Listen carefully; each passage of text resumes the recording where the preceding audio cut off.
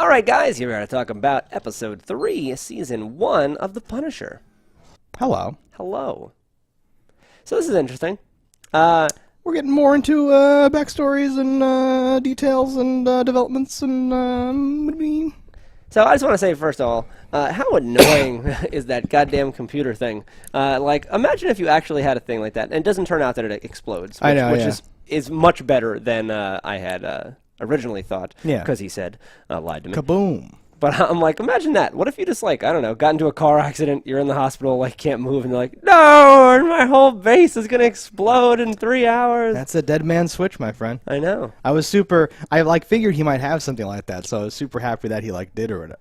It was cool. I like what it ended up actually being. Yeah. I like that that he has that little pen.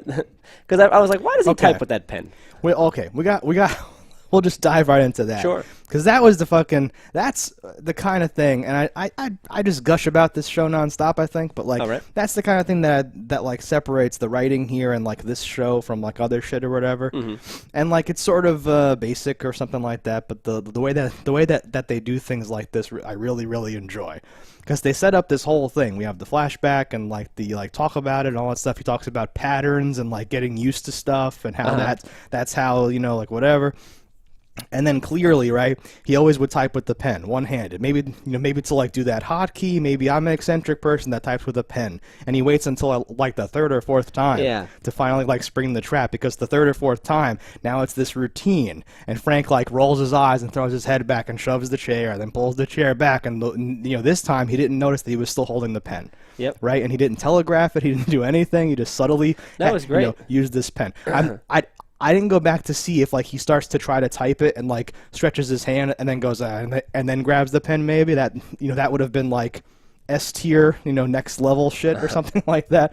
But just this total thing where Frank got used to it, let his guard down, and then got him, and I'm like, holy shit! And he calls him out later. He's like, you just got rolled over by one spook in in a cave or something like that. You need me, motherfucker. And I was like, holy shit! Because the whole time Frank's like, nope, you're not doing that. Nope, turn it off. What do you mean you can't turn it off? Fuck you. I'm ahead of you on all this shit. I know you're full of shit or whatever. But the whole time he's been also working against the whole thing. That's beautiful. Mm-hmm. Did you think it's funny that so he somehow has a slush fund or with the money to get this base, to live there, to not be noticed, has his little beater car or whatever. So it's potentially he's not a bazillionaire, or just that's the car that lets him fly under the radar, whatever. But he has CRT monitors. Oh. Isn't that a little weird? Yeah, I'm not sure what the tech situation is or what they were doing with all that. It's very Some strange. of it looked, because he has a retinal scanner. And then the retinal scanner, did you notice, is just the the C20 Is it a C920 Logitech webcam? It looked like it, but I'm like, okay, that's fine. That's exactly what it is. And then it cuts to a 3D modeled thing of his retina or something. And I'm like, okay. I'm like, that camera doesn't have the ability to get that kind of light to take that picture. No, it would have taken 10 seconds to autofocus. The whole place would have exploded / been leaked to the media. I wonder if it even would have leaked it to the media, or if that was also a lie or something like that. That I believe. And I'm like, okay. This man does think the government is going to try to kill him, and that does make sense. He wants and they did blatantly try once before. Oh, and yeah. I love the wife.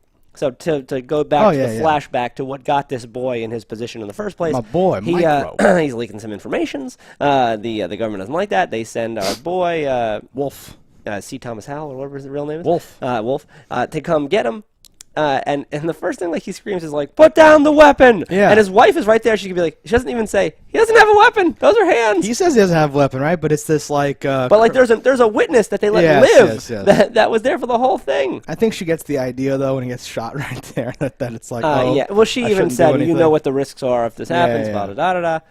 Did you not call so we saw him with his shirt off before we saw him get shot. We know that he has a scar right there.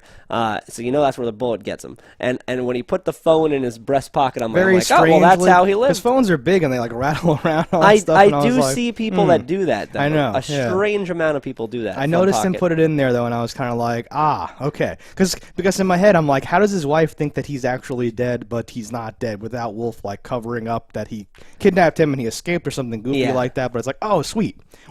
Oh, sweet, we're down by the water. I know what's going to happen. Yeah. That's cell phone saved my life. I would have that framed on the wall. That'd be that's my boy. Like shattered I got thing. a gold-plated word on my necklace. Oh, perfect. Yeah. No, but that whole thing, right? That was super spooky. Where like, they're like stuck in traffic and like it's the actually kind of terrifying when you stuff. think about it, because that kind of stuff I'm sure happens to people. Not often, but I think that's definitely a thing someone can relate to. And the idea of being in the car with your family and all of a sudden you notice it, because how often do you think it just goes by and you don't notice it and you're just like, oh, I was shot or taken or whatever, or something, right? And like that's the whole thing is like we set up a roadblock, Homeland Security, we had to catch a suspect, he has information or whatever, and everyone goes, what happened? What happened? And then they just like lift the roadblock and oh, good, traffic's moving. People don't even know what happened or whatever. That's like totally. That's like the like like some horror movies have vampires and some horror movies have like crazy people. This is like a realistic like that could actually this shit could actually happen. No, 100%. Do you think though they would be walking the way they did? They wouldn't just be in plain clothes. In they're in like SWAT outfits with the bulletproof vest shown. His gun is exposed. Even when he's walking through like the Halloween parade or whatever it was. Yes. From like that's like the the recruit like moving with the and it didn't arise any suspicion, but I'm wondering if that's also because it was like Halloween and they're like, oh, it's fake. I don't know. It's weird. I did think Micro, because we were debating if he's like badass at all or whatever, and I kind of I liked his like stay in the car, smart, stay in the car. Yeah. Like he's not he has something going for him, is what I'm saying, right? Yeah. Got a bit of cleverness. He's like I don't want to say cool under pressure, but he has a way of like the flashback was not him just like crying openly and freaking out. It was him being like stay in the car, and trying to like get away and save his family and all that stuff. And he firmly believes in doing what's right, which is great for the character, and does line up with the Punisher's motif, where it's just no, I do what's right, but I murder. No, and he's like, fucking kill him, boy. At the end, right, when he's like under one condition, right, they die, and he was like, I'm okay with those conditions. I can live with that. That's fine, right? Yeah. So that's going to be interesting, and it does lend into we have this now associate. It's going to be the microchip character. Well, so we should address that, and I'm glad you called him that. So you called him microchip, and I immediately started joking, calling him like micro center and all these other things, because microchip sounds like a really dumb name to me. But I think here he's just micro. That's what it is. Because I was waiting for him, for like on like the screen somewhere or like in his file somewhere for microchip to be his full name, but he just calls himself micro or something like that, but even logs in at like one point and it's just Micro. So I think here the character's name is just Micro. The name changes based on like the Thomas Jane one, where his person who they never set up because they never made a sequel. His name was Magnets. Chip. Chip. Oh, that's dope as fuck. Yeah. And only once, like the fat chef guy was like, "Oh, come on, Chip." That's awesome. I love the winking lampshade, it's a nod. modern nod or whatever. Because Micro is fine to me. I'm totally fine with it. If his name had been Microchip, though, it would have become this whole meme where it would have been like, that's such a dumb name. Why would you call him that? Well, I think because at the time, microchips were fucking crazy. Right? It was like, oh my god, this guy knows about microchips. He's hacking. Yeah, and he was like a fatter character and older. I have this deep memory of like I think the first time I became aware of this character was in a Spider-Man the animated series. The Punisher is coming to kill the Man Spider when the mutation exceeds and like he grows this and that and like Microchip has this automated van that can come by and like it's automated where he like pushes buttons and guns shoot out to like the Punisher's position. It's like it tosses him guns. That's amazing. Super dope. So the first time I became aware of this character was in episode 1 of our talks here when you mentioned him, and the whole time I've been like, so is this dude okay? Like this actor, the way he looks and acts, are you feeling it? It's a totally different version, but I'm fine with it. It seems cool. Yeah. He seems like, again, like for some reason when I first saw this character, aside from like the first glasses, where I was like, oh, what is he? Some sort of a ninja dude? And then when you saw him in his lair, I was like, what is this guy? He seemed like he wasn't capable, but he's proven himself. That I'm like, okay, I think I just had a weird vision of him before, and now I'm like, all right, cool. I think he's wily. I think he's lean. I think he's okay. I think he could have some interesting scenes where like he gets kidnapped or Frank is in trouble and needs someone to help him and this and that. Well, and I love the idea of because like. Oh, this show is so fucking good. Because, like, Frank's one step ahead of everybody, right? Yeah. He's like, cut the shit, I know you're awake, and, like, the gun's empty, asshole, and then, like, this is a trap, we shouldn't go into here. Like he's very tactically, like, smart or whatever. And then now this Micro character, and now they're, like, aligned, is very, like, strategically smart. Where Most definitely. He's 10 steps ahead, as far as, like, well, no, that's rigged to do this, that's this. No, I was lying before when I said that, really this. I just lulled you into a false sense of security. No, it's a good combo. We got this nice, and, like, it's obviously exactly what they're trying to do, but I feel I'm like, oh, this is this nice fucking thing. Like I like buy it. They've like properly sold me on the qualities of these two people, and this whole thing of like, you need me. I've hacked into every fucking agency, so now he's now he's gonna be able to like pull up the blueprints and check the live security feeds and help Punisher out, and as he's doing his things, find people directly. Like I got his leg gate. I got the gate analysis. He's here or whatever. I'm wondering though, for the future of this relationship, assuming it goes more than one season, do you think Micro's family's gonna die? Oh God! Because if they don't die, and he goes back, like he's probably not going to be on the road with the Punisher doing stuff anymore. But if they, or it's the whole thing. If he showed up, I don't know if I'd hug him or hit him. Maybe he does show up, says you're dead to me, and he goes back on his life of being on the road on the land. Now we're getting into predictions, which I always ignore until we actually film. So I have not thought about this. They would kind of have to, you would think, unless they just do like like you're saying, this hand wavy thing of like, well, if I show up, my family could be dead, and it's like, why would they be dead now? You guys went out and punished all the people involved in this conspiracy, so shouldn't they be safe now at the end of season 1 of The Punisher? And then it's like, oh, maybe not for some reason. It would be because it's interesting if you have this like character where both of them lost their families to this thing. Because right now, in quotes, they're similar. They both lost their family, but his family's still alive. He only lost them because it would put them in jeopardy. And Frank calls that out. He's like, my family's dead. You can go get yours back. You threw them away or something. You're like, oh, fuck. But this could be interesting if they actually become directly similar where he does lose his family. I think it would be a cool button on the series if they punish everybody and then you find out the new bad guy, and that new bad guy starts off by killing his family. Like he gets home, he's like, I can finally go home. Thanks, Frank. No! Turns around, the house explodes. Yeah. I'm Riggs now. Goes to the whole thing. I'd be down for that. That would be. I mean, I like that idea. It's almost like a little too on the nose, but I think it almost has to happen with an action movie. Thing on the nose totally is not always bad. No, I remember my father and I used to play guess the movie's plot ahead of time without us calling it that. We would just say stuff, whatever. We were watching like a Jackie Chan movie once. I was like I think this is the first time it started. I was very young. I was like 3 or 4 or 5 or like very very young age or whatever. And we're watching like a Jackie Chan movie, and like Jackie Chan's uncle owns like a shop, and then people come and hassle him, and my dad's like, uncle whoever has to die, and I'm like, what do you mean, like, how'd you know? And then he did die, and I was like, what? How does my father know about? Because it's these like obvious tropes in movies and all those things like that. But yeah, that would be the thing, right, that you would do to motivate Micro to continue his relationship. If you want him in another season, they could have a totally different arc design for season 2 though, so who knows? Well, the only reason for that, I would say, would be because maybe Punisher's too OP with all this like tech knowledge or something like that, you know, and he could just punish anyone, anytime he wants, and there's no drama anymore. I don't know why they would get rid of Micro now that they've set up, set him up like this. I don't know. We have a lot of season to go, so a lot of things could happen. For all we know, Micro could die. Did Punisher have other things going on? Meaning? Other major villains that might be a match for Micro, other type, Micro type characters. Oh, there's always a bigger fish. He's pretty much fought everybody. It could be good, but like the Kingpin's still alive. I was going to say the Kingpin could break out. That could be season 2. Oh baby. And who knows, that would be wonderful. There's a plethora of bad guys that I would love to see him fight. I wonder about the like escalation here and all that stuff, because in the other series is people have powers. You can be like, oh, Gao is like a dragon monster now, or something crazy is happening. You can always ramp it up with something crazy, or you can have someone like, oh, the Iron Fist can't like engage his fist anymore. Like, what do we do, or something like that, or like, oh, Jessica. And here it's like, my clip's dry. No, I'll have to use my hands. I'll grab another gun, I guess. Like, there's no.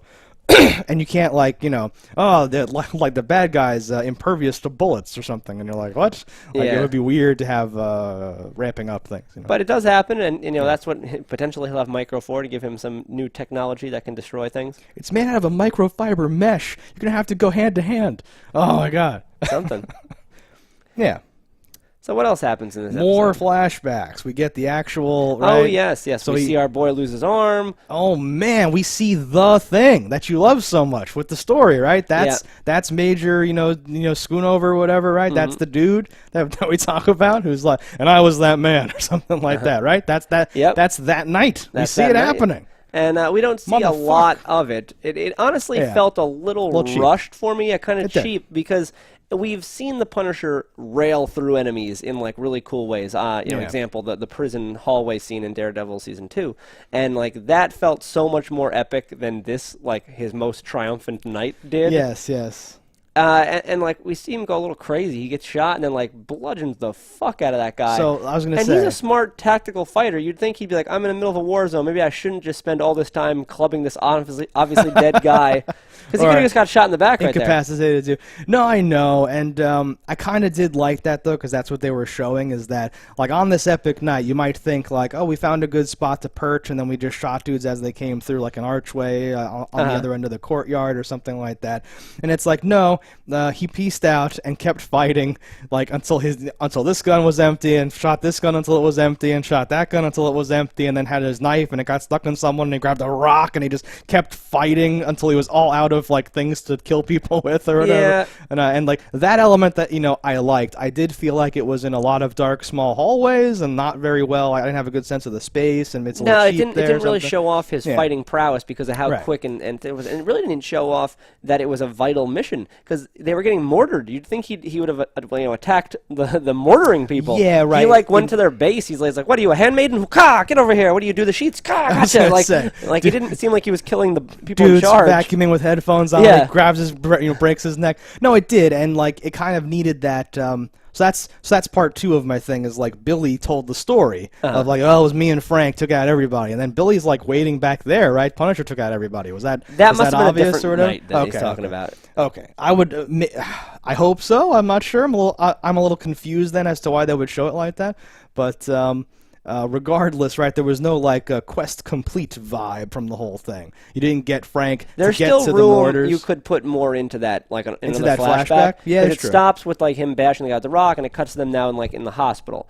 There could have been hours more in that thing. Like he could like and the other guy Billy has like bloody hands too, or something like that. So maybe something else does happen that I like when he punches that bureaucrat in the face. Like I hate that guy. Agent Orange, who's like I point, you shoot, all that stuff. Yeah. Right. And he comes in, and that was so well done, right? Because his like voice is like muted because like their ears are ringing and they're all still in in like shock, like all of the like adrenaline. So like his comments don't even get through it first, and then it like drops all that muted sound out, and he's just like, "Did you get the target?" And then Frank's just like, "I'll fucking kill you."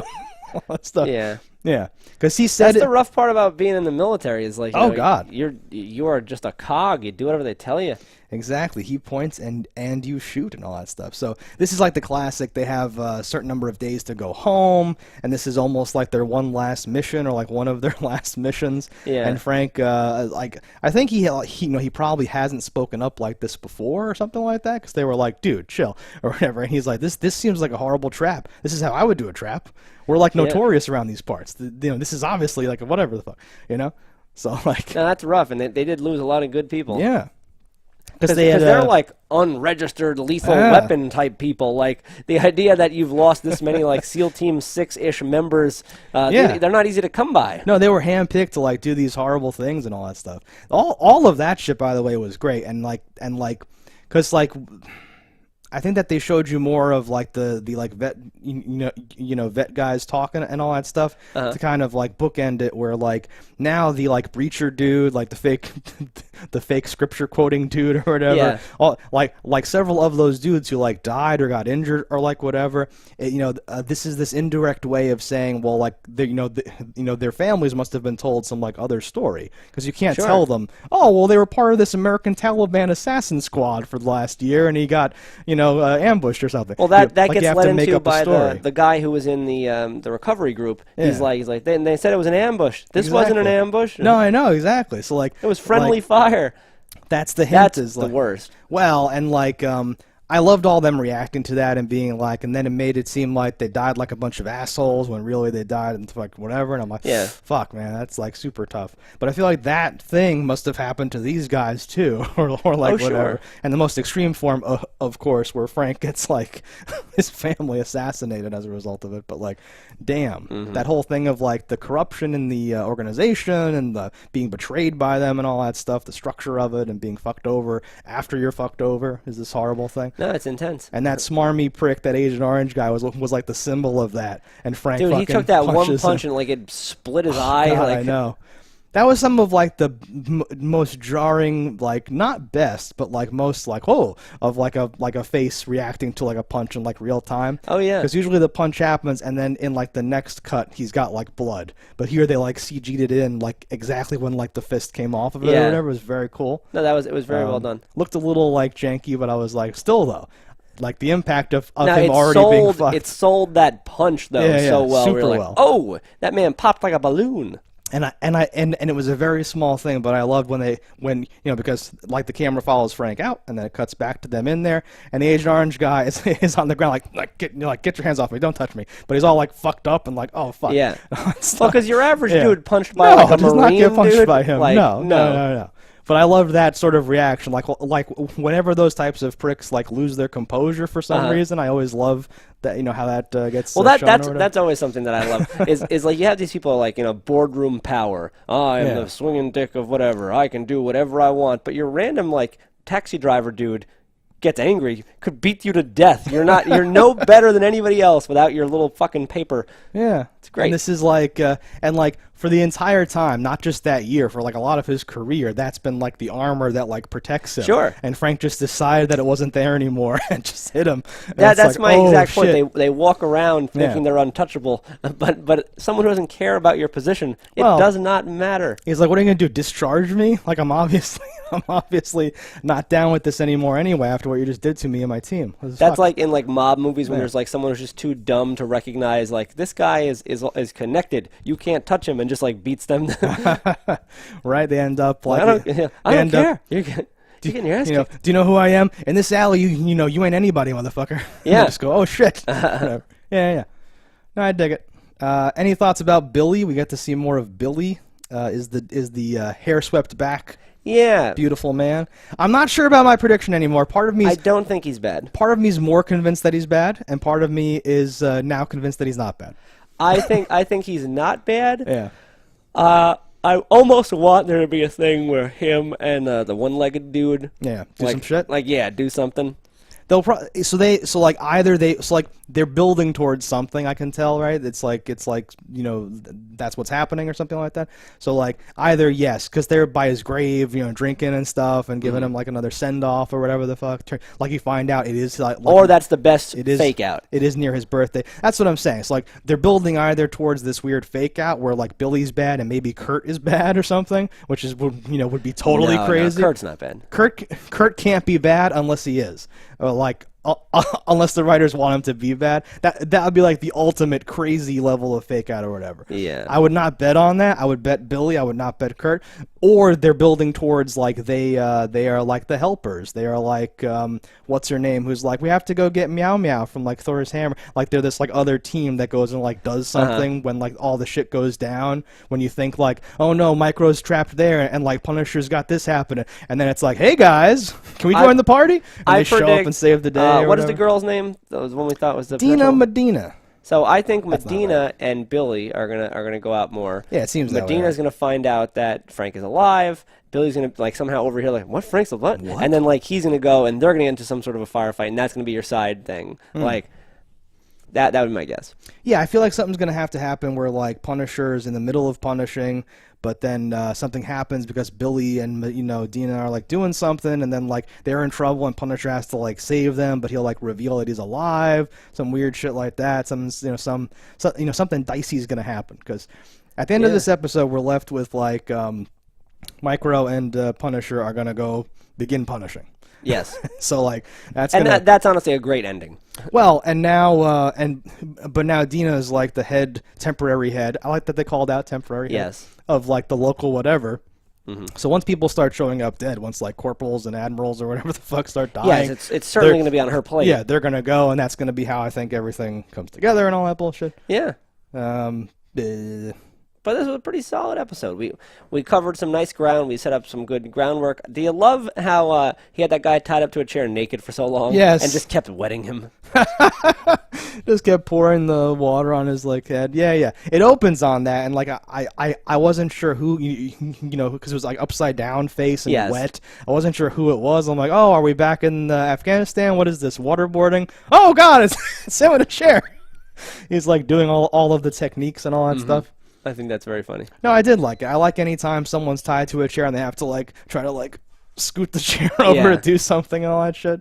That all of those scenes were great. I think both of those actors are really good and they're really doing some good shit there. No, yeah, they have good chemistry together. I think we're gonna have a nice episode 4 coming up. Yeah, I was skeptical, like you're saying, about Micro on a certain level for certain reasons, but I think it's gonna work out good. We're also developing further this whole PTSD subplot. Yeah. I think something's good, like the intermediate conflict is going to be that that dude that like hands the kid the flyer about like don't let him take your guns or whatever the fuck or whatever. And then I think that same kid almost shoots his dad because he's having like a nightmare and he stumbles upon him down there and all that stuff. So I think something's going to be building with some of these vets that have this weird this angsty mentality going to lead to some conflict or something like that. Yeah. I don't know if they'll need to be punished or something. Maybe that'll be what keeps Kurt and Billy busy or something, and then Punisher ends up in the I think we'll see some sort of a plot line because Billy is donating a lot of money that keeps that foundation going. I think as the Punisher punishes, he's going to start stealing money from people too, and I think that's going to be funneled into donations. Oh, interesting. Would be my guess because there's going to be something that he's going to take care of the vets. We have to have a reason for because like again, there's like 2 forks in the road or whatever. Well, no, there's 1 fork with 2 paths in the road. Where like Billy's donating money.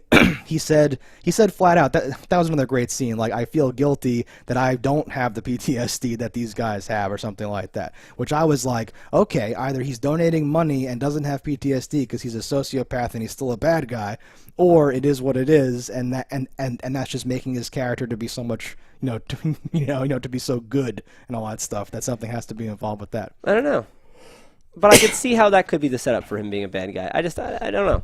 Something about it tells me he's not, but I could be totally wrong. I've got this vibe, like it would, like they haven't. So next episode they could introduce. Like maybe Agent Orange is still around. Maybe there's some other bad guy character, but there's no bad guy yet. And I feel like having Billy there the whole time and in this perfect place to be the bad guy and everything like that. Yeah, no, I see. I see how that could happen. It would be this ultimate like betrayal thing. It would be a good thing having him and Frank because they were like the 2 best or whatever. Like you were saying. Like, it'd be like a not a fair fight, but like that guy would have all the resources of his contractor company and his Anvil guys and his like trainee guys, maybe other guys Frank used to know even. It'd be this like horrible fucking thing. Because if he's involved in all the corruption, then he's your bad guy, and then he too as the final boss is actually badass as well. And then Frank with Micro and Medina have to like try to clash with that. Yeah, I'd be interested in that if that's how it goes. That's all I see so far. Next episode, they could introduce or like reintroduce a character where you go, oh, that's the bad guy. It's like her partner who's like, come on, what the fuck, whatever. I'm like, oh. So we'll see next week. Until then, don't die in a fire. Leave a comment in the thing below, and we'll see you next time.